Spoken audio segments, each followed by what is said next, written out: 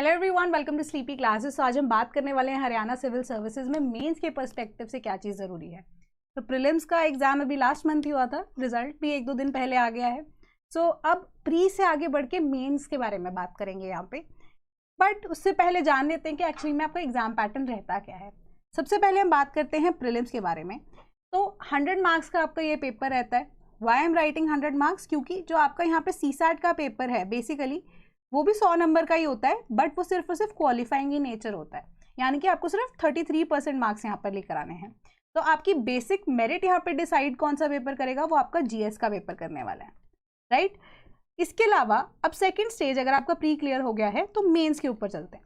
तो मेन्स में आपका टोटल 600 मार्क्स का पेपर, जिसमें आपका हिंदी और इंग्लिश 2 एसेज, ठीक है, फिर GS का एग्जाम, देन आफ्टर दैट अगर हम कहें ऑप्शनल के पेपर की बात आती है, राइट। तो टोटल 600 मार्क्स के आपके ये पेपर होते हैं, 3 घंटे के एक पेपर, राइट। अगर वो भी क्लियर हो जाता है तो फाइनल स्टेज आती है आपका पर्सनालिटी टेस्ट, जिसको हम इंटरव्यू कहते हैं, जो 75 मार्क्स का होता है, राइट। तो बट अगर हम प्री की यहाँ पे डिविजन्स की बात करें तो प्री के बाद तो यहाँ पे अगर हम मेंस की डिवीजन की बात करते हैं तो मेंस में आपका बेसिक 4 कंपोनेंट्स हैं, जिसमें आपका इंग्लिश ऐसे है, हिंदी ऐसे है, देन जनरल स्टडीज है एंड देन ऑप्शनल एग्जाम्स है, राइट। तो यहाँ पे आज हम पर्टिकुलरली बात करने वाले हैं जनरल स्टडीज के बारे में। तो अब बाकी स्टेट PCS और UPSC और हरियाणा में यही फर्क है कि आपका जो GS का एग्जाम है उसकी फर्दर बाइफर्केशंस नहीं होती है, यानी कि जैसे अगर आप यूपी का एग्जाम भी देखेंगे, UPSC को ही फॉलो करते हैं, तो फर्दर यहाँ पे 3-4 तरह की तरफ से अगर हम देखें GS की डिविजन होती है। हरियाणा के पेपर में यही एक स्पेशलिटी है कि आपका एक तरीके से GS का एक ही पेपर होता है, यानी कि फर्दर कोई बाइफर्केशन नहीं है, कोई आपके डिफरेंट GS1 में हिस्ट्री का या ज्योग्राफी का कंटेंट नहीं जाएगा। सारे के सारे GS, environment, economy and everything will be consolidated into one exam. तो एक सिंगल एग्जाम होगा आपका जनरल स्टडीज का। तो इसी के बेसिस पे आपको यहाँ पे बहुत पर्टिकुलर रहना होगा कि क्या चीज़ एग्जाम पर्सपेक्टिव से ज़रूरी है, क्या नहीं है। सो इसी के लिए एक बेसिक आइडिया रहता है कि आपको ज़रूरत रहती है कि आप जो भी पेपर लिख रहे हैं, अब 2 चीज़ें हैं कि आप एक तो प्रीलिम्स की तैयारी कर चुके हैं, है ना, प्रीलिम्स आपका क्लियर हुआ तभी आप मेंस की तरफ पहुंचे। ऑलमोस्ट प्रीलिम्स और मेंस का सिलेबस जो है वो सेम ही रहता है, तो आपके बेसिक्स तो यहाँ पे हो गए होंगे क्लियर। तो यहाँ पे मेंस के टाइम पे आपको उन बेसिक्स को क्या करना है, रिवाइज करना है। और एक चीज एक्स्ट्रा यहाँ पे यही रहती है कि प्रीलिम्स के बाद मेंस के लिए आपको अब क्या करना है, रिवाइज करना है, कैसे, आंसर्स को लिखकर।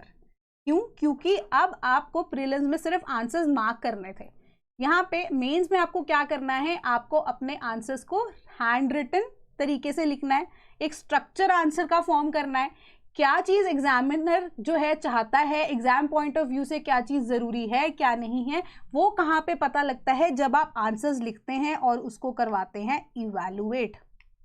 तो यहाँ पे आपको 2 चीज़ों का ध्यान रखना है कि आपकी रिवीजन सही तरीके से हुई हो आपके कंटेंट को लेकर। दूसरी चीज़ कि जो आंसर्स आप लिख रहे हैं एक्चुअली में वो एग्जाम पर्सपेक्टिव से सही है भी या नहीं, तो आपको उन आंसर्स की इवैल्यूएशन भी करवानी होगी, ताकि आपको पता लगे कि आप बिल्कुल सही तरीके से यहाँ पे तैयारी कर रहे हैं या नहीं। तो इसीलिए हम आपके लिए लेके आए हैं स्पेसिफिकली हरियाणा के लिए मेंस की जनरल स्टडीज़ की टेस्ट सीरीज़, जहाँ पे आपको प्रोवाइड किए जाएंगे 5 फुल लेंथ टेस्ट, जो कि जनरल स्टडीज़ के ही होंगे as per the syllabus of Haryana civil services. इसके अलावा कॉम्प्लीमेंट्री आपको प्रोवाइड किया जाएगा मंथली कंपाइलेशन, राइट, कि कंपाइलेशन मिलेगी आपको करंट अफेयर्स की, जो कि हरियाणा स्पेसिफिक ही होगी फ्रॉम जनवरी 2023 टू सितंबर 2023, राइट।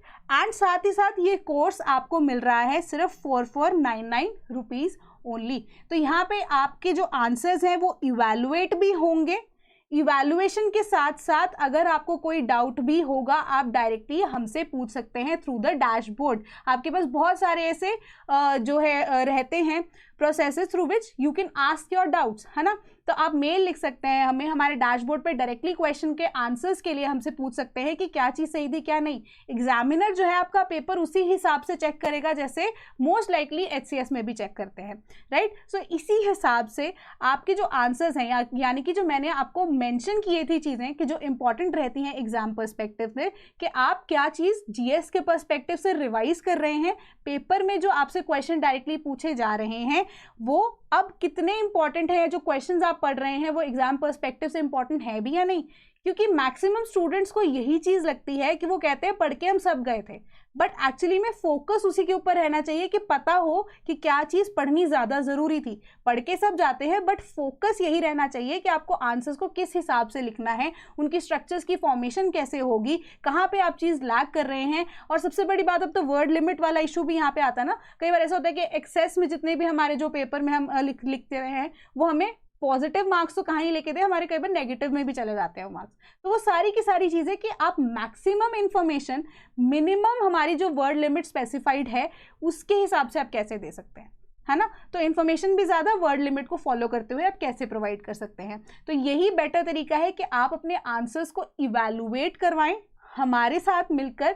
हम आपको एक बेटर तरीके से, अगेन UPSC में भी हम यही चाहते थे और अब हम चाहते हैं कि स्टेट्स की तरफ भी, कि बच्चों को मैक्सिमम से मैक्सिमम रैंक दिलवा सके। अगेन ये कोर्स लाइव है, इस कोर्स का लिंक आपको मिल जाएगा डिस्क्रिप्शन बॉक्स के अंदर। कोई भी इंफॉर्मेशन हो, टोल फ्री नंबर आपको यहाँ पे स्क्रीन पे विजिबल होगा, आप जा सकते हैं, कॉल कर सकते हैं। आफ्टर दैट अगर आप देखें तो हमें आप विजिट भी कर सकते हैं sleepyclasses@gmail.com पे भी। तो आज के लिए इतना ही। Thank you so much.